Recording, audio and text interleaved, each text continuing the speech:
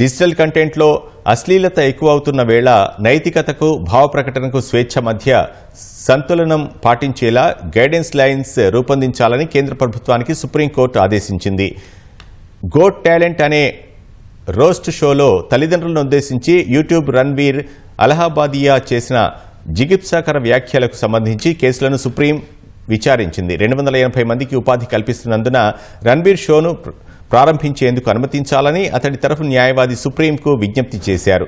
అయితే ఇప్పుడు అతడికి అనుమతి ఇవ్వాల్సిన అవసరం లేదని సొలిసిటర్ జనరల్ తుషార్ మెహతా వాదించారు. రణ్వీర్ వ్యాఖ్యలను స్త్రీ పురుషులే కాక ఏ ఇద్దరు కూడా కలిసి చూడలేరని మండిపడ్డారు.